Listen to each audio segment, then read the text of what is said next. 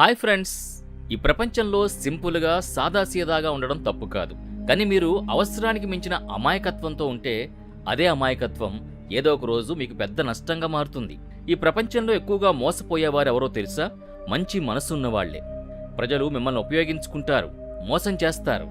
చివరికి మీరు చేసిన కష్టానికి వచ్చిన ఫలాన్ని మరెవరో తీసుకుపోతారు. ఇప్పుడు ప్రశ్న ఏంటంటే, మీరు జీవితాంతం ఇలా ఇతరుల చేత మోసపోతూ ఉండాలనుకుంటున్నారా? లేకపోతే మీ ఆలోచనల్ని పదును పెట్టి తెలివిగా ఆలోచించడం నేర్చుకుని ఒక తెలివైన వ్యక్తిగా మారాలి అనుకుంటున్నారా? మీరు ఈ సమాజంలో గౌరవం, విజయం, సంపద పొందాలి అనుకుంటే అమాయకత్వాన్ని వదిలి తెలివిగా ఉండాలి. ఎందుకంటే ఈ రోజుల్లో తెలివి ఒక సాధారణ నైపుణ్యం మాత్రమే కాదు, అది అత్యవసరమైపోయింది. ఈ వీడియోలో మనం 12 గోల్డెన్ నియమాలు తెలుసుకుందాం. ఇవి మీ ఆలోచనల్ని, మీ వైఖరిని మరియు మీ మొత్తం జీవితాన్ని మార్చగలవు. ఒకప్పుడు రాజులు, యోధులు మరియు నాయకుల్ని మిగతా ప్రపంచం నుంచి ప్రత్యేకంగా నిలబెట్టిన ఒక అద్భుత శక్తి ఈ నియమాల్లో ఉంది. కాబట్టి జాగ్రత్తగా వినండి. మిమ్మల్ని ఒక తెలివైన, బలమైన వ్యక్తిగా మార్చుకునేందుకు సిద్ధంగా ఉండండి. రూల్ నంబర్ 1, మీ బలహీనతల్ని అందరికీ చూపించకండి, లేకపోతే జనాలు వాటిని ఉపయోగించి మిమ్మల్ని వాడుకుంటారు. ఈ సమాజంలో ప్రతి ఒక్కరి ముఖంపై ఒక చిరునవ్వు కనిపిస్తుంది, కానీ ప్రతి చిరునవ్వు వెనుక మంచి ఉద్దేశం ఉండదు.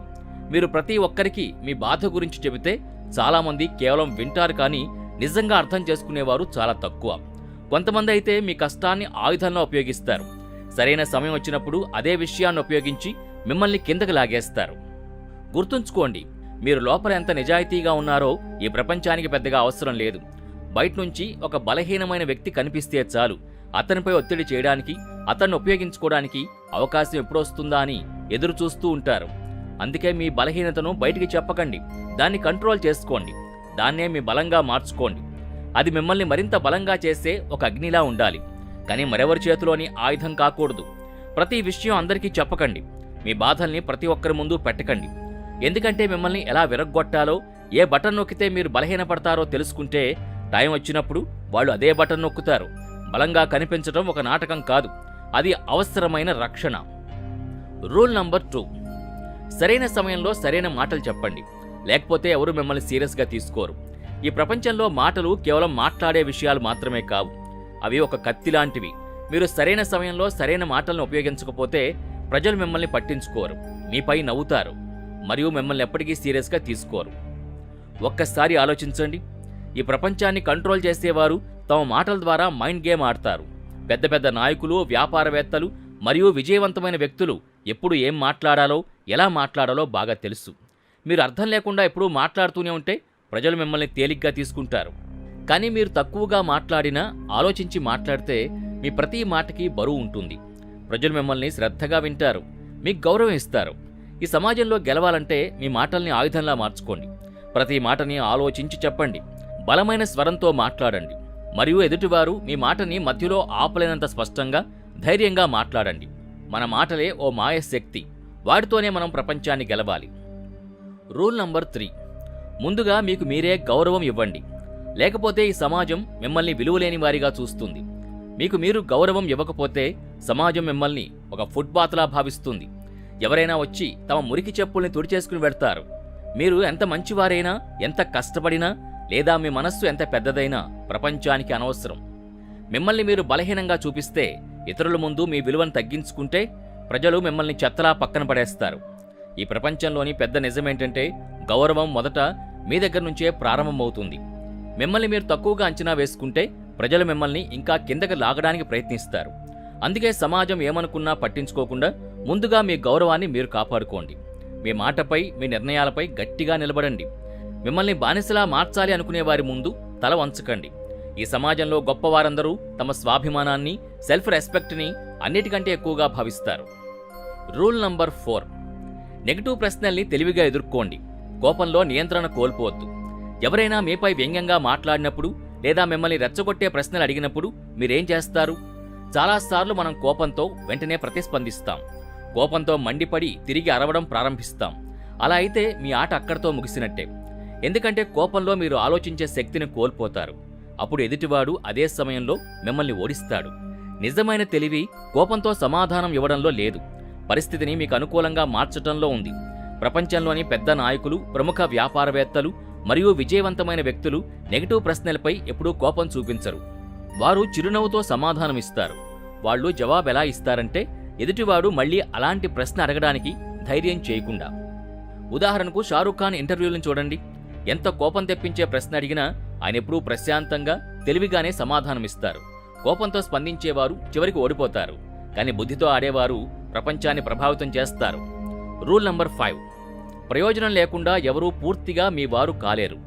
ఈ నిజాన్ని మీరు ఎంత త్వరగా అర్థం చేసుకుంటే అంత మంచిది. ప్రజలు ఎలాంటి ప్రయోజనం లేకుండా మీకు సహాయం చేస్తారని మీరు అనుకుంటే అది తప్పు. ఈ సమాజంలో ఉచితంగా ఎవరూ ఏమీ చేయరు.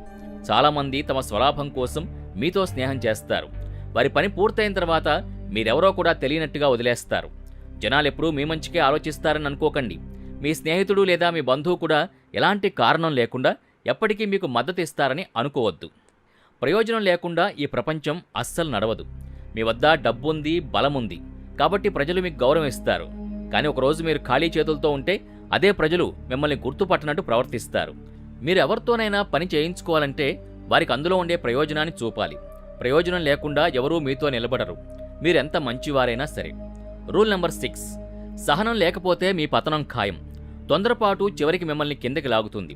మీ దగ్గర సహనం లేకపోతే మీరు పడిపోవడం ఖాయం. ఈ విషయం స్పష్టంగా అర్థం చేసుకోండి. ప్రపంచంలోని గొప్ప ఆటగాళ్లు, పెద్ద వ్యాపారవేత్తలు, గొప్ప యోధులు తమ ఆటని ఆడడానికి సరైన సమయాన్ని ఎదురుచూస్తారు. కానీ చాలామంది అలా చేయరు, తొందరపడతారు. ప్రతి విషయం వెంటనే కావాలి, వెంటనే ఫలితం, వెంటనే విజయం కావాలి అనుకుంటారు. ఈ తొందరపాటు వల్లనే మనం జీవితాంతం పశ్చాత్తాపపడే తప్పులు చేస్తాం. ఈ సమాజం తెలివైన మరియు చాకచక్యమైన వ్యక్తులతో నిండుంది. వారు మిమ్మల్ని ఒత్తిడి చేస్తారు, త్వరగా ఏదో ఒక నిర్ణయం తీసుకోవాలని బలవంతం చేస్తారు. మీరు తొందరపడి ఒక తప్పడిగేస్తే నష్టం ఖచ్చితంగా మీదే అవుతుంది. అందుకే నిజమైన తెలివి ఏంటంటే సహనంతో ఉండడం. ప్రతి పనిని సరైన సమయంలో చేయడం నేర్చుకోవాలి. ప్రపంచాన్ని మీ నిబంధనల ప్రకారం నడిపించాలి. తొందరపడి నిర్ణయాలు తీసుకునేవారు చివరికి పశ్చాత్తాపడతారు. రూల్ నంబర్ 7, అర్థం లేకుండా మాట్లాడకండి. ముందుగా ఆలోచించండి, తర్వాత మాట్లాడండి. మీరు ఆలోచించకుండా మాట్లాడే అలవాటును మార్చుకోకపోతే ఈ సమాజం మిమ్మల్ని ముంచేస్తుంది. నిజమైన తెలివి ఎక్కువగా మాట్లాడడంలో లేదు, సరైన సమయంలో సరైన మాట చెప్పడంలో ఉంది. ఏదైనా విషయంపై మాట్లాడాలి అంటే ముందుగా దాన్ని బాగా అర్థం చేసుకోండి. ఎదుటివారి మనస్తత్వాన్ని గమనించండి, వారి ఆలోచనల్ని అర్థం చేసుకునేందుకు ప్రయత్నించండి. ఆ తర్వాతే మాట్లాడండి. మీరు గమనించుంటారు, నాయకులు, వ్యాపారవేత్తలు మాట్లాడినప్పుడు వారి ప్రతి మాటకి ఒక బరువు ఉంటుంది. ఎందుకంటే వారు కేవలం ఏదో ఒకటి మాట్లాడరు, బాగా ఆలోచించి సమర్థంగా స్పందిస్తారు. కాబట్టి మీరు అర్థం లేకుండా మాట్లాడితే మీ గౌరవాన్ని మీరే తగ్గించుకుంటారు. గుర్తుంచుకోండి, మీ నాలుక మీకున్న అత్యంత శక్తివంతమైన ఆయుధం. కానీ దాన్ని మీరు నియంత్రించకపోతే అదే మీకు పెద్ద శత్రువుగా మారుతుంది. కాబట్టి మాట్లాడే ముందు ఆలోచించండి. అప్పుడు మాత్రమే జీవితం అనే ఈ ఆటలో మీరు నిలబడగలుగుతారు. రూల్ నంబర్ 8, కళ్ళల్లోకి చూసి మాట్లాడండి, లేకపోతే మిమ్మల్ని బలహీనంగా భావిస్తారు. మీరు మాట్లాడుతున్నప్పుడు వారి కళ్ళల్లోకి చూడలేకపోతే ఎదుటివాడు మిమ్మల్ని బలహీనుడిగా భావిస్తాడు. తమని తాము సీరియస్గా తీసుకునేవారినే సమాజం సీరియస్గా తీసుకుంటుంది. మీరు మాట్లాడేటప్పుడు చేసే ఐ కాంటాక్ట్ ఎదుటివారు మీకెంత గౌరవం ఇస్తారో నిర్ణయిస్తుంది. మీరు కళ్ళలోకి చూసి మాట్లాడితే ఎదుటివారు మిమ్మల్ని తేలిగ్గా తీసుకునే ధైర్యం చేయరు. కానీ మీరు కళ్ళని కింద కొంచి ఎక్కడికో చూడటం మొదలు పెడితే మీకే మీ మాటలపై నమ్మకం లేదని ఎదుటివాడు వెంటనే అర్థం చేసుకుంటాడు. అప్పుడు అతను మిమ్మల్ని ఒత్తిడిలో పెట్టి కంట్రోల్ చేయడానికి ప్రయత్నిస్తాడు. మీరు వ్యాపారవేత్త అయినా, బాక్సర్ అయినా లేదా మరెవరైనా, ప్రతి ఒక్కరూ తమ ఆత్మవిశ్వాసాన్ని చూపించడానికి ఐ కాంటాక్ట్ను ఉపయోగిస్తారు. అందుకే ఈసారి ఎవరితోనైనా మాట్లాడేటప్పుడు వారి కళ్ళల్లోకి నేరుగా చూసి మాట్లాడండి. అప్పుడు ఎదుటివారికి మీరు తేలిగ్గా తీసుకునే వ్యక్తి కాదని స్పష్టంగా తెలుస్తుంది. రూల్ నంబర్ 9, మీరు మంచివారైనా, నిజాయితీ గలవారైనా, ఎవరికీ హాని చేయకపోయినా దానర్థం సమాజం మిమ్మల్ని వదిలేస్తుందని కాదు. నేరుగా ఉన్న కట్టెల్ని ముందుగా కోస్తారు అన్నట్టు సూటిగా ఉండే మనుషుల్ని ఎక్కువగా ఉపయోగించుకుంటారు. మీలో భయం, సంకోచం లేదా ఎక్కువ అమాయకత్వం ఉంటే ఈ సమాజం మిమ్మల్ని పూర్తిగా ఉపయోగించుకుని చివరికి వదిలేస్తుంది. అప్పుడు మీకు మిగిలేది పశ్చాత్తాపమే. అందుకే ఒక విషయం గుర్తుంచుకోండి, సమాజం మీ నిజాయితీని మాత్రమే చూడదు, మీ ఇమేజ్ను కూడా చూస్తుంది. ప్రజలు మిమ్మల్ని తేలిగ్గా తీసుకుంటే లేదా మిమ్మల్ని ఒత్తిడిలో పెట్టడానికి ప్రయత్నిస్తే వారికి మీరు ఆటబొమ్మ కాదని తెలియచేయాలి. రూల్ నెంబర్ 10, మీ పరిమితుల్ని మీరే నిర్ణయించుకోకండి, లేకపోతే మీరు అదే స్థాయిలో ఉండిపోతారు. మీ మనస్సులో నేను ఇంతవరకే చేయగలను అని నిర్ణయించుకుంటే దానికంటే ఎక్కువ సాధించటం అసాధ్యమవుతుంది. ప్రపంచంలో పెద్ద పేరు సంపాదించిన వారు తమ లిమిట్స్ని దాటిన వారే. వారు తమను తాము సవాల్ చేశారు, తమతో తాము పోరాడారు, ప్రతిసారి తమ హద్దుల్ని మరింత ముందుకు నెట్టారు. ఎందుకంటే మనం మన పరిమితుల్ని దాటి వెళ్ళినప్పుడు మాత్రమే నిజమైన ఎదుగుదల మొదలవుతుంది. మీకు భయంగా అనిపించే విషయాలు, కష్టంగా అనిపించే పనులే చాలాసార్లు మిమ్మల్ని అత్యంత బలంగా మార్చగలవు. మీరు వాటి నుంచి పారిపోకుండా ఎదుర్కోవాలి. గుర్తుంచుకోండి, మీ లిమిట్స్ని మీరే చెరిపేయాలి. లేకపోతే ఈ సమాజం మిమ్మల్ని ఒక చిన్న బాక్సులో పెట్టి అదే స్థాయిలో నిలిచిపోయేలా చేస్తుంది. రూల్ నెంబర్ 11, మీ కథని మీరు స్వయంగా రాయండి, లేకపోతే మీకోసం ఇంకెవరో స్క్రిప్ట్ తయారు చేస్తారు. ఈ ప్రపంచంలో 2 పరిస్థితులు మాత్రమే ఉంటాయి. మీ నిర్ణయాల్ని మీరే తీసుకుంటారు, లేదా ఇతరులు మీకోసం నిర్ణయాలు తీసుకోవడం ప్రారంభిస్తారు.